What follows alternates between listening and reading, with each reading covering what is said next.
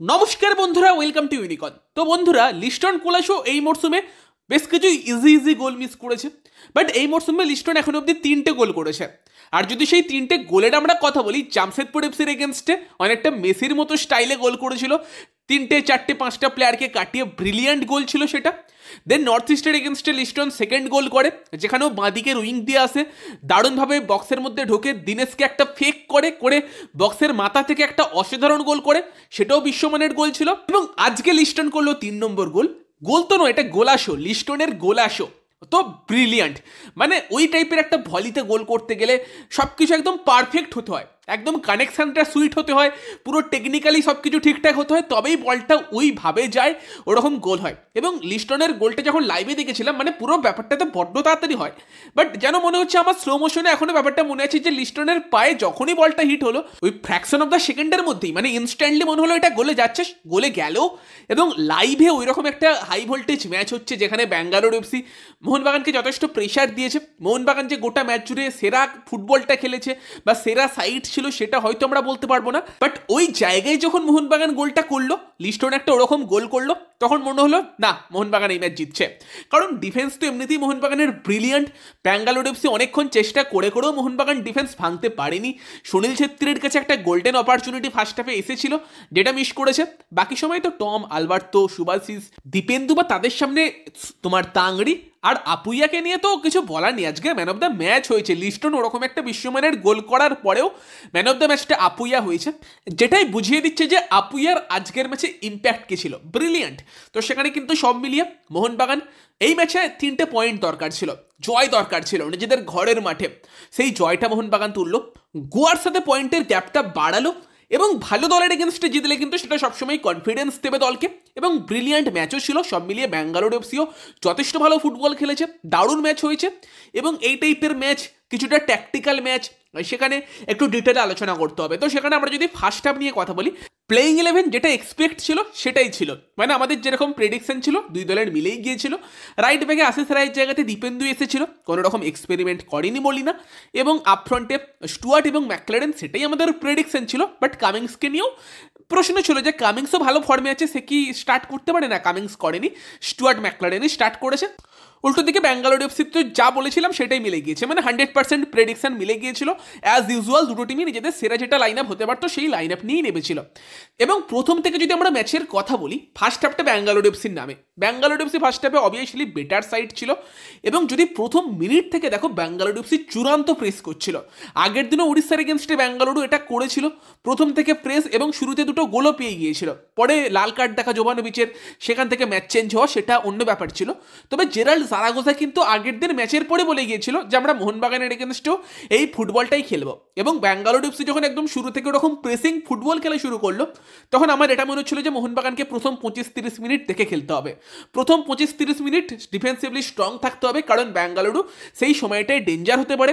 30 মিনিটের পর মোহনবাগানের সামনে সুযোগ আসবে, বাকিটা সেকেন্ড হাফে 60 মিনিটের পর আসতে পারে, কারণ একটা টিম টানা 90 মিনিটস তো প্রেস করতে পারবে না, তারাও কিছুটা হাঁপাবে, সেই সময়টাই মোহনবাগানের সামনে সুযোগ হবে। যদিও ব্যাঙ্গালোর এফসির প্লেয়াররা কিন্তু রীতিমতো ভালো ফিটনেসের পরিচয় দিয়েছে, ভালো রকম প্রেসিং পুরো ম্যাচ জুড়েই করেছে। এবং সেই জায়গাতে দাঁড়িয়ে দেখবে দীপেন্দুর দিকটায় প্রচুর প্রেস করছিল, দীপেন্দুকে একটা দুটো তিনটে প্লেয়ার মিলে প্রেস করছিল, মাঝে মধ্যে দীপেন্দু বল হারিয়েওছে, তবে ওভারঅল বেটার করেছে। এবং দীপেন্দু যেহেতু এই লাইন আপে এসেছে, একটু ইনএক্সপিরিয়েন্স, আশিস রায়কে রিপ্লেস করছে, ফলে ব্যাঙ্গালোরের হয়তো সেটা স্ট্র্যাটেজি ছিল। বাকি প্রেসিং মোহনবাগানের ডিফেন্সের উপরে ছিল, আপুইয়া, তাংড়ির মতো প্লেয়ারদের উপরও প্রেস করা হচ্ছিল। সব মিলিয়ে কিন্তু প্রেসিং ফুটবল একদম ব্যাঙ্গালোরে প্রথম থেকেই খেলছিল। এবং প্রথম 35 মিনিট মোহনবাগান বেশি কিছু করতে পারেনি, প্রথম 35 মিনিট ধরে ব্যাঙ্গালোর এফসি আধিপত্য বজায় রেখেছিল।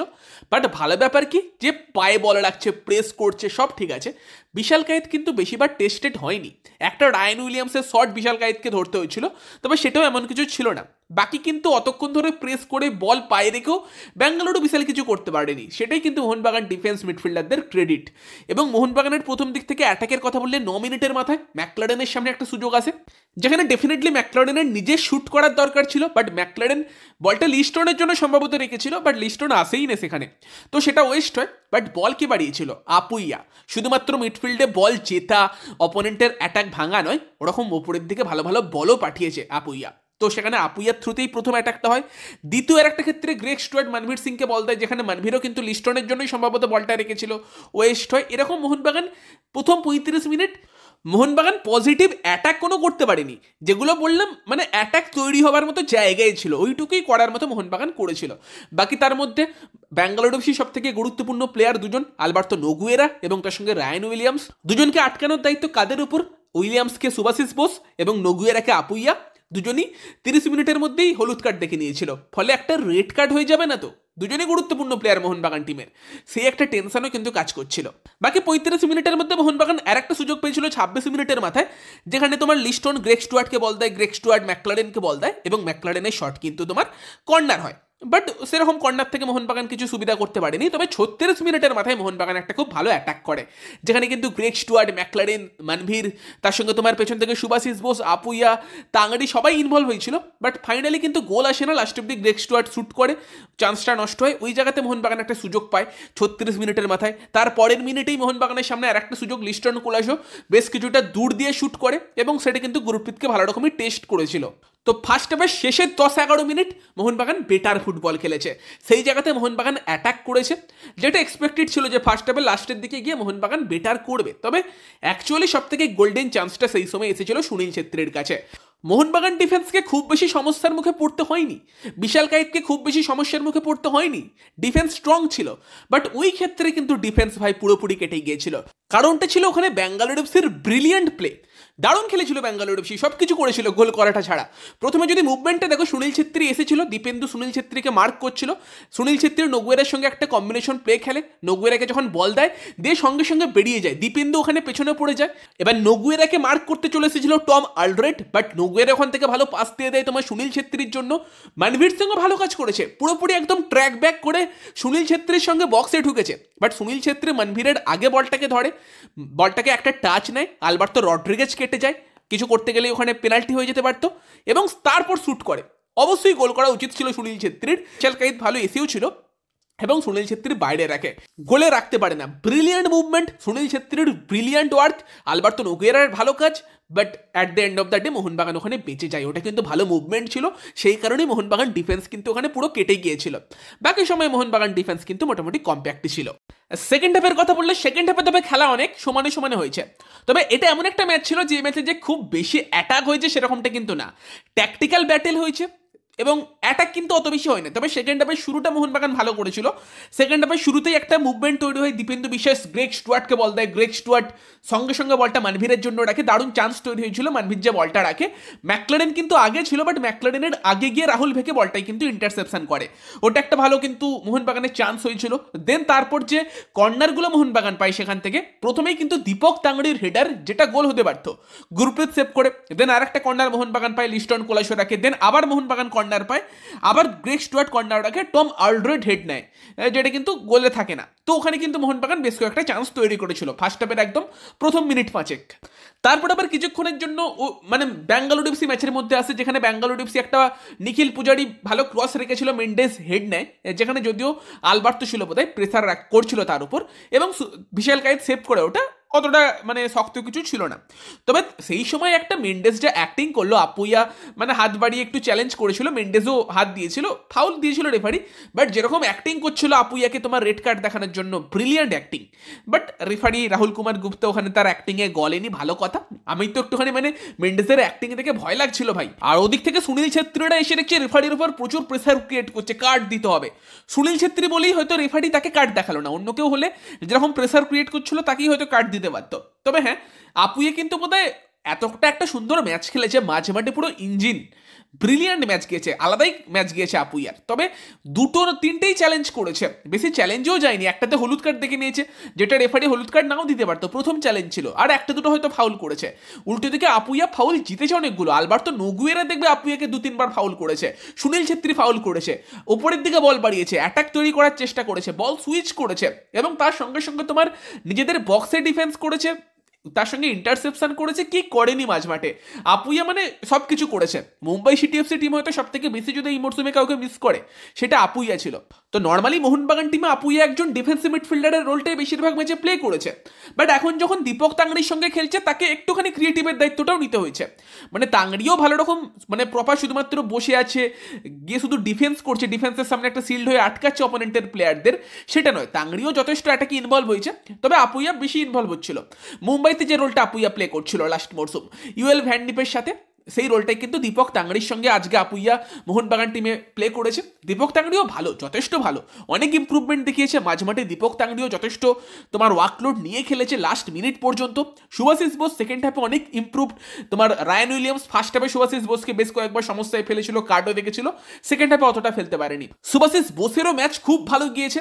টম অলরেড তো অনবদ্য, আলবার্তো দীপেন্দু বিশ্বাস যথেষ্ট ভালো ম্যাচ গিয়েছে, সবাইয়ের ম্যাচ ভালো গিয়েছে। মানভীর সিং এর যদি আমরা কথা বলি, অ্যাটাকে 2-3 বার ইনভলভ হয়েছিল, বাট মানভীরকে হয়তো কোচ ওই দায়িত্বটা দিয়েছিল যে তোমাকে ডিফেন্সে দীপেন্দু বিশ্বাসের সঙ্গে থাকতে হবে, সে একটু ইনএক্সপিরিয়েন্স, তোমাকে এসে কভার করতে হবে।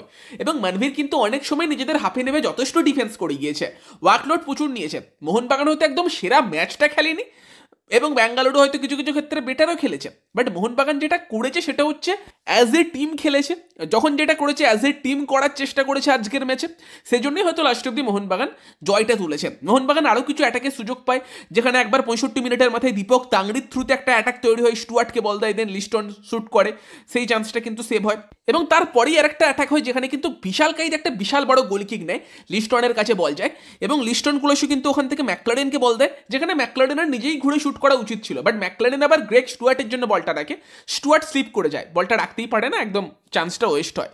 তারপর গিয়ে কিন্তু আসে 75 মিনিটের মতো সময়, যেই সময় দুটো চেঞ্জ মলিনা রেডি করে ফেলেছে, যে কামিংস আসবে স্টুয়ার্টের জায়গায়, আশিক আসবে লিস্টনের জায়গায়।